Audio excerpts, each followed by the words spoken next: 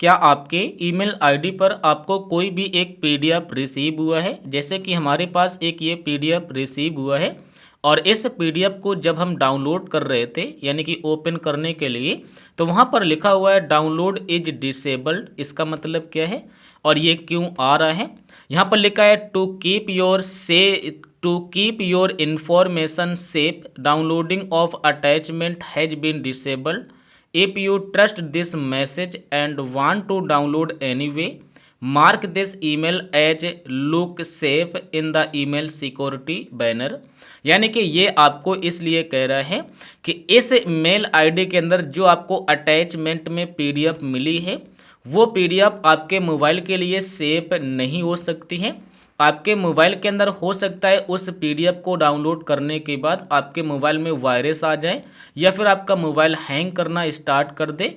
इसलिए कह रहा है कि आपको जो ईमेल रिसीव हुई है उस ईमेल को जब आप खोल रहे होंगे तो आपको इस तरीके से शो हो रहा होगा। यहाँ पर लिखा होगा be careful with this message.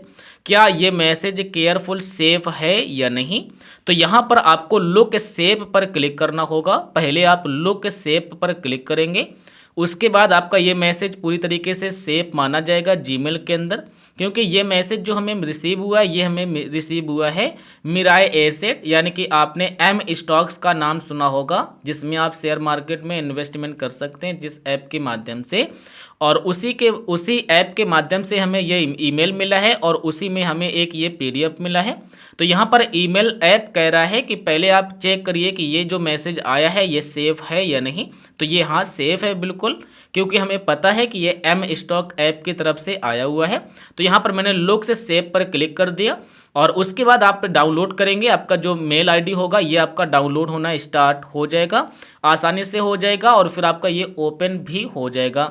एक बात को याद रखना कि अगर आपका कोई ऐसा वैसा मैसेज आया है आपको, यहाँ पर आपको नहीं पहचान में आ रहा है कि यार कौन सा मैसेज है, किसने भेजा है, क्या ये सेफ़ है या नहीं, तो अगर आपको लग रहा है कि यार ये सेफ़ नहीं है और हम जानते भी नहीं है तो आप इसे फिर रिपोर्ट स्पैम पर क्लिक कर देना। ये आपका जो मैसेज आपको रिसीव हुआ ये आपका यहाँ से हट जाएगा। अभी हमारे ईमेल आईडी पर कोई भी परेशानी नहीं मिल रही है, हम यहाँ पर चले जाएंगे और यहाँ पर हम किसी भी मैसेज को ओपन करते हैं। मान लीजिए एक ये भी हमारे पास मेल आया है, इसे भी हम ओपन करेंगे तो देखिएगा डाउनलोड भी हो जाएगा और ओपन भी हो जाएगा। पासवर्ड डालेंगे हमारा ईमेल खुल भी जाएगा। तो मैं आशा करूंगा आप समझ गए होंगे। अगर आपको कुछ इस तरीके से दिक्कत आ रही थी ईमेल आईडी के अंदर, आपका पीडीएफ नहीं डाउनलोड हो रहा था, तो आप इस तरीके से इसे सेव कर सकते हैं। अगर इस तरीके से भी ना हो तो एक बार अपने मेल आईडी पर लॉन्ग प्रेस कर लेना और आई के बटन पर चले जाना और यहाँ पर आपको दिखाई देगा आपको अनइंस्टॉल अपडेट, आप इस पर क्लिक करना, क्लियर डेटा पर क्लिक करके क्लियर ऑल डेटा कर देना और फिर से आप जीमेल चालू करना। फिर आपका यहाँ पर जो मैसेज होगा ओपन होना स्टार्ट हो जाएगा।